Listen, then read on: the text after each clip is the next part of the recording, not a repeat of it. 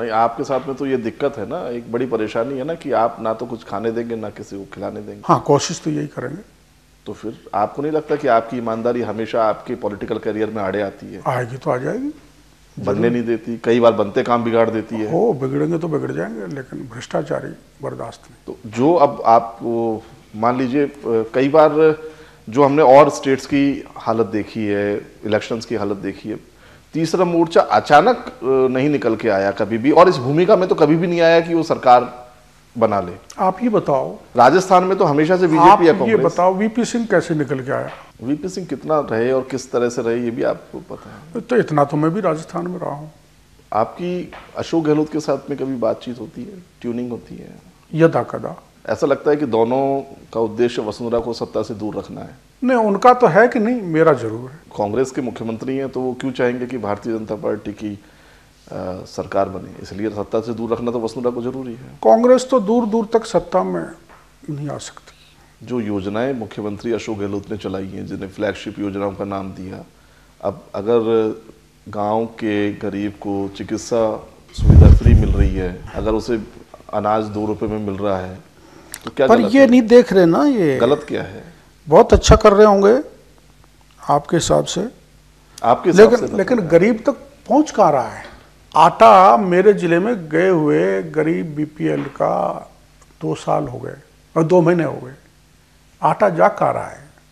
मैं आपके जरिए मुख्यमंत्री जी का ध्यान आकर्षित करना चाहता हूँ कि पीडीएस में जिसके मंत्री उन्होंने प्रसादी लाल जी को बनाया है,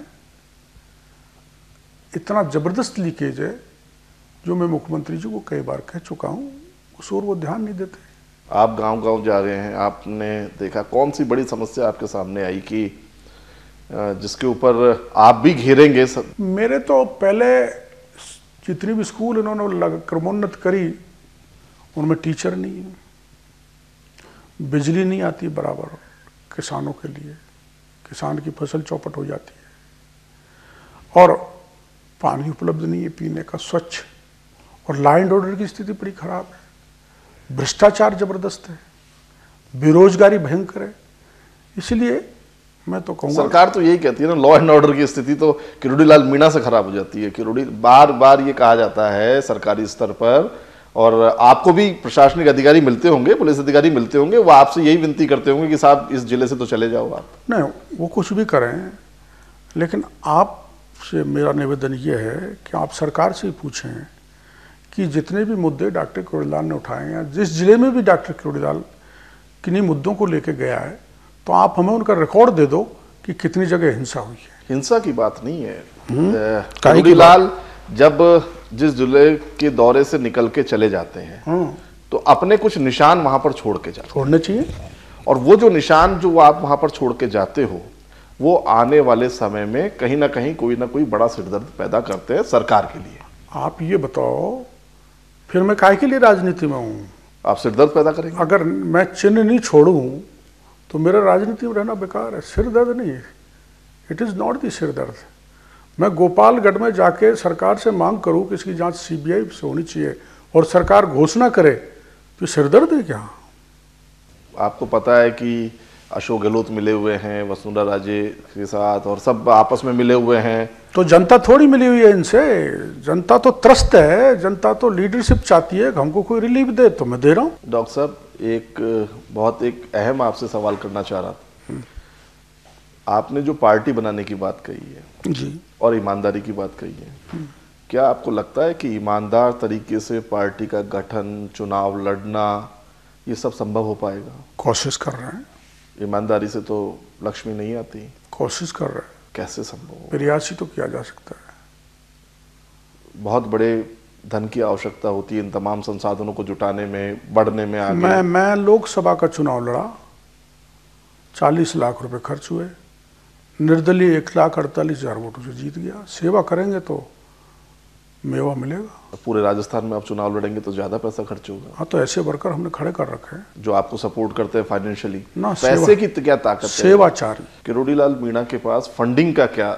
आम जनता और कार्यकर्ता। यही मायावती कहती थी।